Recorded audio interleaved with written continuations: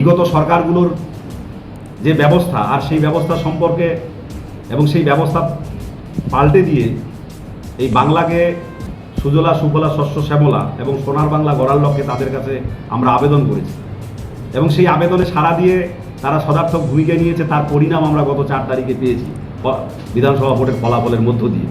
রাজনৈতিক দল হিসেবে যেমন ভোটের সময় আমাদের বাধ্যবাধকতা থাকে জনগণের দৌড়ে দৌড়ে গিয়ে তাদের ভোট প্রার্থনা করা, তেমনি সরকারের বিভিন্ন জনকল্যাণমূলক প্রকল্প আর সেই প্রকল্পের বাস্তবায়ন সমাজের শেষ বিন্দু পর্যন্ত পৌঁছচ্ছে কিনা এখানেও জনপ্রতিনিধিদের একটা বিরাট বড় দায় এবং দায়িত্ব থেকে থাকে।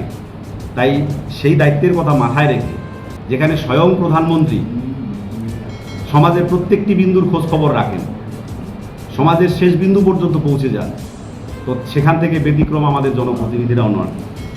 তো এরকম কর্মসূচি আমাদের মাননীয় বিধায়ক এবং মাননীয় সাংসদদের মধ্য দিয়ে শুরু হয়েছে।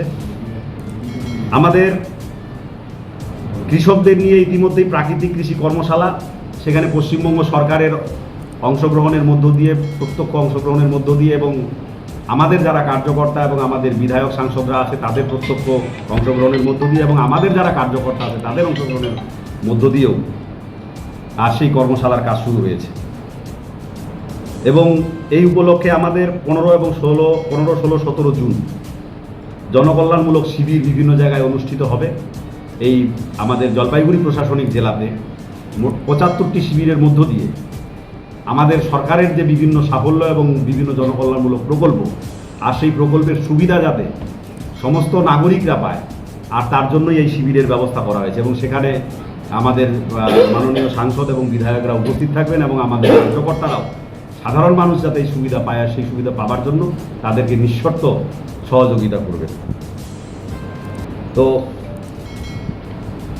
এরপরে আগামী 18ই জুন আমাদের এই সমাজের প্রবুদ্ধ নাগরিক, ইন্টেলেকচুয়াল বলে আমরা যাদেরকে অবহিত করি, এই শ্রেণীর মানুষেরাও সবসময় সমাজের পট পরিবর্তনে একটা বিরাট বড় ভূমিকা নেয় বা রাজনৈতিক বাতাবরণ পরিবর্তনও তাদের সদার্থক ভূমিকা থাকে। তো আমরা ভোট চলাকালীন তাদের কাছে বিভিন্ন আপিল করেছি।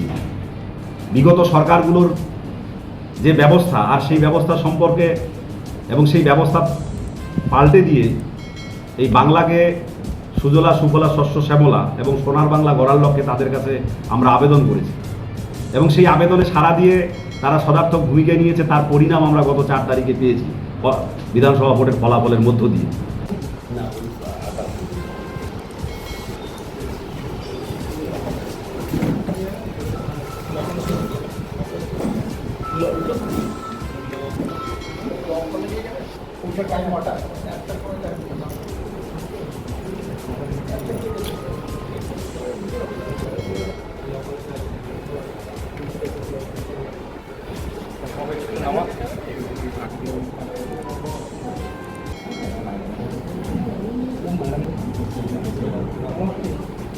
একটু দিকে দেখান না।